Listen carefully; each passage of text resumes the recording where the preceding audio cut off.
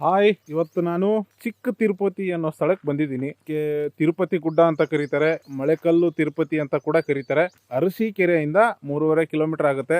ನನ್ನ ಹಿಂದ್ಗಡೆ ಏನು ಕಾಣಿಸ್ತಿದೆಯಲ್ವಾ, ಅದೇ ತಿರುಪತಿ ಗುಡ್ಡ. ಯಾರು ತಿರುಪತಿಗೆ ಹೋಗೋಕ್ಕಾಗಲ್ವೋ ಅವರು ಇಲ್ಲಿಗೆ ಬರ್ತಾರಂತೆ. ಇಲ್ಲಿಗೆ ಬರೋದಕ್ಕೆ ನಿಯರೆಸ್ಟ್ ಸಿಟಿ ಅಂದ್ರೆ ಅರಸೀಕೆರೆ. ಬೆಂಗಳೂರಿಂದ ಬೇಕಾದಷ್ಟು ಬಸ್ಗಳು ಸಿಗ್ತವೆ, ಟ್ರೈನ್ಗಳಂತೂ ಸಿಕ್ಕಾಪಟ್ಟೆ ಇದಾವೆ. ಅರಸೀಕೆರೆಯಿಂದ ಪಬ್ಲಿಕ್ ಟ್ರಾನ್ಸ್ಪೋರ್ಟ್ ಸಿಸ್ಟಮ್ ಇಲ್ಲ. ಒಂದು ನೀವು ನಡ್ಕೊಂಡು ಬರಬೇಕು, 3.5 ಕಿಲೋಮೀಟರ್, ಅರೌಂಡ್ ಒಂದು 45 ನಿಮಿಷ ಆಗುತ್ತೆ.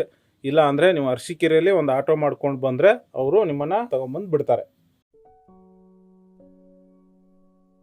ಇದು ಚಿಕ್ಕ ತಿರುಪತಿ ಅಂತ ಹೇಳಿ ಇದೇ ಊರು.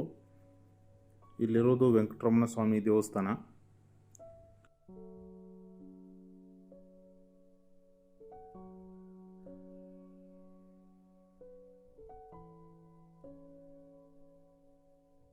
ಅಲ್ಲಿದೆ ನೋಡಿ, ಅದೇ ಬೆಟ್ಟ. ಅಲ್ಲಿಗೆ ನಾನೀಗ ಟ್ರೆಕ್ಕಿಂಗ್ ಹೋಗಬೇಕು.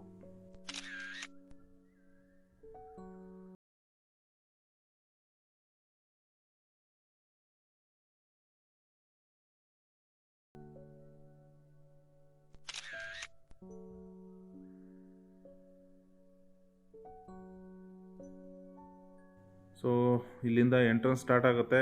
ಹೋಗುವಾಗ ಶೂ ಅಥವಾ ಚಪ್ಪಲಿ ಹಾಕ್ಕೊಂಡು ಹೋಗೋಕ್ಕಾಗೋದಿಲ್ಲ. ಸೊ ಅದಕ್ಕಾಗಿ ನೀವೇನು ಮಾಡಬೇಕು ಅಂದರೆ, ಎಷ್ಟು ಸಾಧ್ಯನೋ ಅಷ್ಟು ಬಿಸಿಲು ಹೆಚ್ಚಾಗೋದಕ್ಕಿಂತ ಮುಂಚೆನೇ ಬೆಟ್ಟದಿಂದ ಕೆಳಗೆ ಇಳಿಯೋ ಥರ ಪ್ಲ್ಯಾನ್ ಮಾಡ್ಕೊಂಡು ಹೋಗಬೇಕು. ಬಿಗಿನಿಂಗಲ್ಲಿ ನಮಗೆ ಒಂದು ಆಂಜನೇಯನ ಸ್ವಾಮಿ ದೇವಸ್ಥಾನ ಸಿಗ್ತದೆ.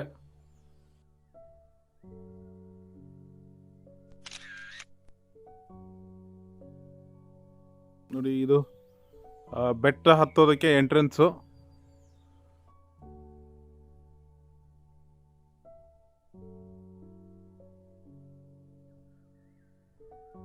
ಈ ಬೃಹತ್ 7 ಎಡೆ ಸರ್ಪ ಇದೆಯಲ್ಲ, ಇದಕ್ಕೊಂದು ಕತೆ ಇದೆ.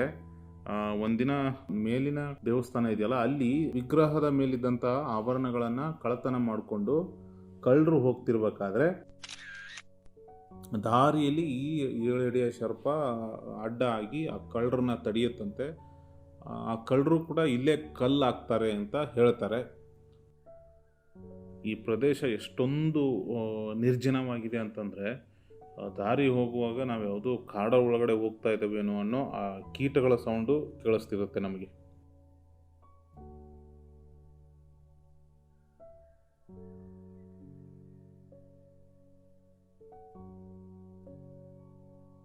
ಈ ಮಂಟಪದ ತನಕ ಬರೋವರೆಗೂ ಮೆಟ್ಲುಗಳು ತುಂಬ ಎತ್ತರವಾಗಿರ್ತವೆ. ಸ್ವಲ್ಪ ತ್ರಾಸು ಅಷ್ಟೇ.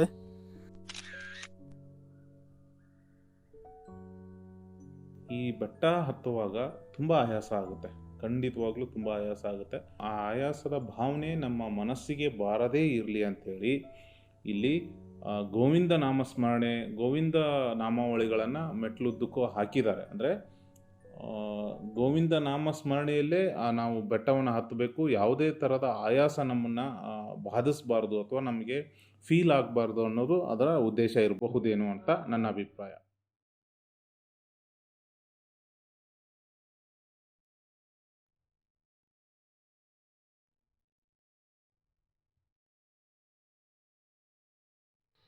ಮೆಟ್ಲು ತುಂಬ ಕಡಿದಾಗಿವೆ. ಬಿಸಿಲಲ್ಲಿ ಹತ್ತೋದು ತುಂಬ ಕಷ್ಟ. ಜನಗಳು ಕೂಡ ತುಂಬ ಕಡಿಮೆ ಈ ಬೆಟ್ಟ ಹತ್ತೋರು. ಬರಬೇಕು ಅಂತ ಏನಾದ್ರು ಅನಿಸಿದ್ರೆ ಸಾಧ್ಯವಾದಷ್ಟು ಎಷ್ಟು ಬೆಳಗ್ಗೆ ಆಗ್ತದೋ ಅಷ್ಟು ಬೆಳಗ್ಗೆ ಬರೋಕ್ಕೆ ಪ್ರಯತ್ನ ಮಾಡಿ. ಇಲ್ಲೊಂದು ಕತೆ ಹೇಳ್ತೀನಿ ನಿಮಗೆ. ಇಲ್ಲಿ ಹುಲ್ಲನ್ನು ಗಂಟು ಹಾಕಿದಾರಲ್ವಾ, ಇದಕ್ಕೊಂದು ಅರ್ಥ ಅಂದರೆ ಇಲ್ಲೊಂದು ಏನೋ ನಂಬಿಕೆ ಇದೆ ಅಂತೆ, ನನಗೆ ಗೊತ್ತಿಲ್ಲ ಅದು ಎಷ್ಟು ಸತ್ಯನೋ ಅಂತ. ಪರಸ್ಪರ ಇಚ್ಛಿಸಿದಂತಹ ಪ್ರೇಮಿಗಳು ಒಂದೇ ಕೈಯಲ್ಲಿ ಗಂಟು ಹಾಕಿದ್ರೆ ಮಾತ್ರ ಅವ್ರ ಮದುವೆ ಆಗುತ್ತಂತೇನೂ ಇದೆ. ಅವ್ರ ಮದುವೆ ಆದರೆ ಜಾತ್ರೆ ದಿನ, ಅಂದರೆ ಪ್ರತಿ ವರ್ಷ ಜುಲೈನಲ್ಲಿ ಇಲ್ಲಿ ಜಾತ್ರೆ ನಡೀತದಂತೆ. ಆವಾಗ ದಂಪತಿ ಸಮೇತ ಬಂದು ದೇವರಿಗೆ ಪೂಜೆ ಮಾಡಿಸ್ತಾರಂತೆ. 500ನೇ ಮೆಟ್ಲು ಇರಬೇಕಿದು. ಅಂದರೆ ಇನ್ನೂ ಅರ್ಧ ಕೂಡ ಸಾಗಿಲ್ಲ ದಾರಿ.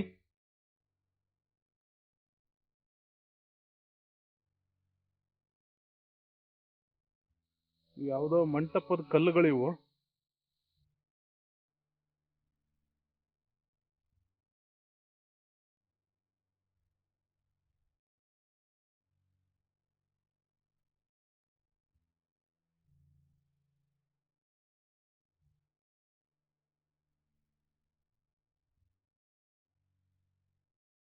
ವಶಿಷ್ಠ ಮುನಿಗಳು ಆ, ಇಲ್ಲಿಗೆ ಬಂದು ತಪಸ್ಸನ್ನು ಮಾಡ್ತಿರ್ಬೇಕಾದ್ರೆ ಮೇಲ್ಗಡೆ ತಿಮ್ಮಪ್ಪನ ಅಂದರೆ ವೆಂಕಟೇಶ್ವರನ ಮೂರ್ತಿಯನ್ನು ಪ್ರತಿಷ್ಠಾಪನೆ ಮಾಡ್ತಾರಂತೆ. ಆವಾಗ ಸ್ವಲ್ಪ ದಿನಕ್ಕೆ ದೇವರು ಅವ್ರಿಗೆ ಸಾಕಾರ ಆಗ್ತಾನಂತೆ. ಅದಾದಮೇಲೆ ವಶಿಷ್ಠ ಮುನಿಗಳು ಏನು ಮಾಡ್ಬಿಡ್ತಾರೆ, ಸೊ ತಮ್ಮ ಪ್ರಯಾಣವನ್ನು ಇಲ್ಲಿಂದ ಮುಂದುವರ್ಸ್ಕೊಂಡು ಹೋಗ್ತಾರೆ. ಆದರೆ ಇಲ್ಲಿ ಅವ್ರ ನಂತರ ಇಲ್ಲಿ ಆ ಮೂರ್ತಿಗೆ ಯಾವುದೇ ಪೂಜೆಗಳಾಗಲಿ ಪುನಸ್ಕಾರ ಆಗಲಿ ನಡೀತಿರೋದಿಲ್ಲ. 900 ಮೆಟ್ಲು ಸಿಗ್ತವೆ.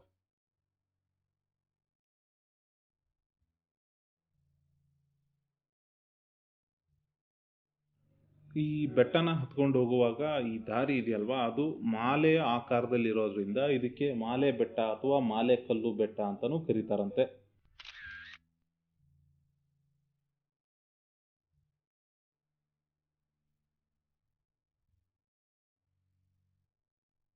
ಈ ಮರನ ನೋಡಿ, ತನಗೆ ಅಡ್ಡ ಬಂದಿರೋ ಬಂಡೆಯನ್ನೇ ಪಕ್ಕಕ್ಕೆ ಹಾಕ್ಕೊಂಡು ಬೆಳೆದು ನಿಂತಿದೆ. ಇದಕ್ಕೆ ಜೀವನೋತ್ಸಾಹ ಅಂತಾರೆ.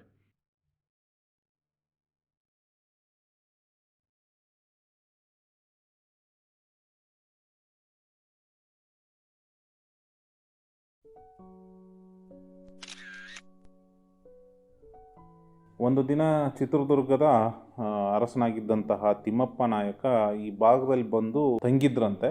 ವೆಂಕಟರಮಣ ಸ್ವಾಮಿ ತಿಮ್ಮಪ್ಪನ ಕನಸಿನಲ್ಲಿ ಬಂದು, ನಾನು ಇಲ್ಲಿ ಮೇಲ್ಗಡೆ ಇದ್ದೀನಿ, ನನ್ನ ಜೀರ್ಣೋದ್ಧಾರ ಆಗಬೇಕು, ನನಗೆ ನಿತ್ಯ ಪೂಜೆಗಳೆಲ್ಲ ಆಗಬೇಕು ಅಂತ ಹೇಳಿ ಅವ್ರ ಕನಸಲ್ಲಿ ಹೇಳ್ತಾರಂತೆ. ಆವಾಗ ಅದನ್ನು ಬೆಟ್ಟ ಹತ್ಕೊಂಡ್ಬಂದಂಥ ತಿಮ್ಮಪ್ಪ ನಾಯಕ ದೇವರನ್ನ ನೋಡ್ತಾನಂತೆ. ಆವಾಗ ಇದಕ್ಕೆ ಒಂದು ಜೀರ್ಣೋದ್ಧಾರ ಕೂಡ ಅವನೇ ತಿಮ್ಮಪ್ಪ ನಾಯಕನೇ ಮಾಡಿಸ್ತಾನಂತೆ. ಈ ಮೆಟ್ಲುಗಳು ಮೇಲಕ್ಕೆ ಹತ್ಕೊಂಡು ಬರೋಕ್ಕೆ ಮೆಟ್ಲನ್ನು ಕೂಡ ತಿಮ್ಮಪ್ಪ ನಾಯಕನೇ ಕಟ್ಸಿರೋವು ಅಂತ ಹೇಳ್ತಾರೆ. ಅಯ್ಯಪ್ಪ ಏನು ಅಂತ ಇದೇನು ಕಷ್ಟ ಏನು, ಹತ್ತೋದು ಒಂಚೂರು ಕಷ್ಟ ಆಗುತ್ತೆ ಅಷ್ಟೇ, ಬಿಟ್ಟರೆ ಬರ್ಬೋದು.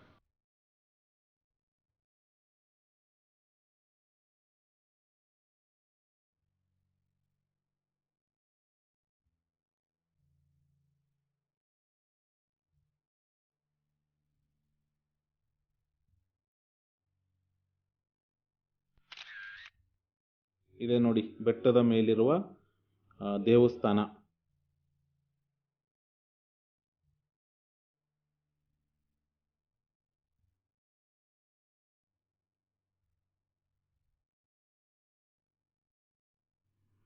ಈ ಬೆಟ್ಟದ ಸುತ್ತಲೂ ಕರಡಿಗಳಿದಾವಂತೆ, ಹೇರಳವಾಗಿ ಕರಡಿಗಳಿದಾವಂತೆ.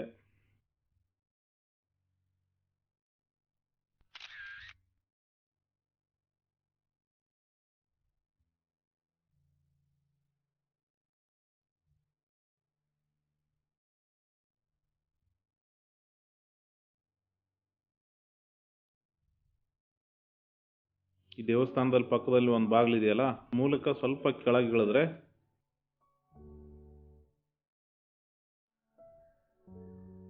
ಒಂದು ವಿಶಾಲವಾದ ಸುಂದರವಾದ ಪ್ರಕೃತಿಯನ್ನು ನಾವಿಲ್ಲಿ ನೋಡೋದಕ್ಕೆ ಸಾಧ್ಯ.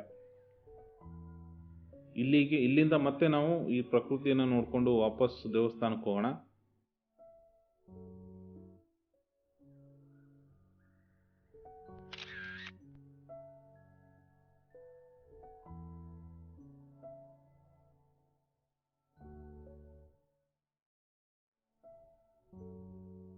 ನಾವು ದೇವಸ್ಥಾನದ ಒಳಗಡೆ ಹೋಗ್ತಿದ್ದಂಗೆ 2 ಗರ್ಭಗುಡಿಗಳು ಸಿಗ್ತವೆ. ಇದು ವೆಂಕಟರಮಣ ದೇವಸ್ಥಾನ ಮತ್ತು ಅವರ ಮೂರ್ತಿ ಇದು.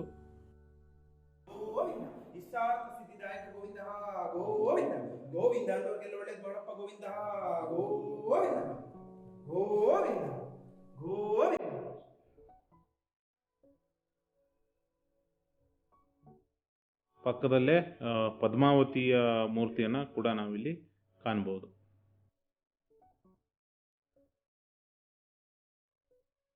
ಮೂಲ ತಿರುಪತಿಯಲ್ಲಿ ಹೇಗಿದೆಯೋ ಬೆಟ್ಟದ ಮೇಲೆ ಒಂದು ದೇವಸ್ಥಾನ ಮತ್ತು ಕೆಳಗಡೆ ಒಂದು ದೇವಸ್ಥಾನ, ಅದೇ ಥರ ಇಲ್ಲೂ ಕೂಡ ಇರೋದರಿಂದ ಇದಕ್ಕೆ ನಾವು ಚಿಕ್ಕ ತಿರುಪತಿ ಅಂತ ಕರೀತಾರೆ.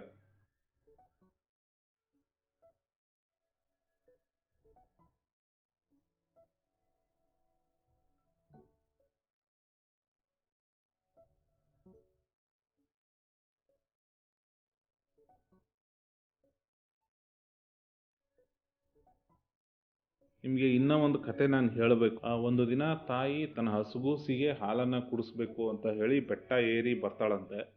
ಅದಾದಮೇಲೆ ಮಗುವಿಗೆ ಹಾಲನ್ನು ಕುಡಿಸಿ ಕೆಳಗಡೆ ಹೋಗಿ ಹಿಂತಿರುಗಿ ನೋಡಿದಾಗ ನಾನು ಅಷ್ಟು ದೂರ ಹೋಗಿ ನನ್ನ ಮಗುವಿಗೆ ಹಾಲು ಕುಡಿಸಿದ್ನ ಅಂತ ಅವಳು ಆಶ್ಚರ್ಯ ಪಡ್ತಾಳಂತೆ. ಅವಳ ದೃಷ್ಟಿ ತಾಗಿರ್ಬೇಕೇನೋ, ಯಾವುದೋ ಒಂದು ಬಂಡೆ ಒಡೆದೇ ಹೋಗ್ತದಂತಿಲ್ಲಿ.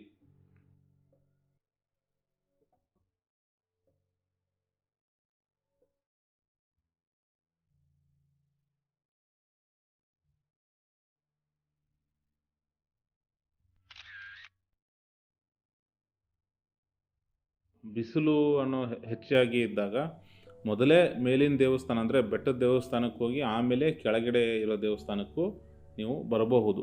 ಮೋಹನ್ ಕುಮಾರ್ ಅಂತ ಪ್ರತಿ ವಾರ ಇಲ್ಲಿ ಭಗವಂತನ ಸೇವೆ ನಡೆಯುತ್ತೆ. ವಾರದ ಪೂಜೆ ಶ್ರೀನಿವಾಸ ಬೆಟ್ಟದ ಮೇಲಿದ್ದಾರೆ. 8 ಗಂಟೆಯಿಂದ 10 ಗಂಟೆವರೆಗೂ ಪೂಜೆ ಇರುತ್ತೆ. ಬಂದು ಭಾಗಿಯಾಗ್ಬೋದು. 10 ಗಂಟೆ ಮೇಲೆ ಬಂದರೆ ಭಗವಂತನ ದರ್ಶನ ಇರುತ್ತೆ, ಕಾಣುತ್ತೆ. ಅದರ ಪೂಜೆಗೆ 10 ಗಂಟೆ ಮುಗಿಸ್ಬಿಡ್ತಾರೆ. ವಾತಾವರಣ ಶುದ್ಧವಾದ ವಾತಾವರಣ ಬೆಟ್ಟದ ಮೇಲೆ. ಈ ಶುದ್ಧವಾಗಿರೋ ವಾತಾವರಣನ ನಾವು ಬಂದವರು ಭಕ್ತಿಯಿಂದ ಬಂದು ಭಗವಂತನ ಕೃಪೆಗೆ ಪಾತ್ರ ಆಗಬೇಕು ಹೊರತು ಅಶುದ್ಧ ಮಾಡೋದು, ಪ್ಲಾಸ್ಟಿಕ್ಕು ಬಾಟ್ಲುಗಳನ್ನ ತೊಗೊಂಡು ಬಂದು ಇಲ್ಲಿ ಬಿಸಾಕೋದು, ಇದು ಮಾಡೋದು.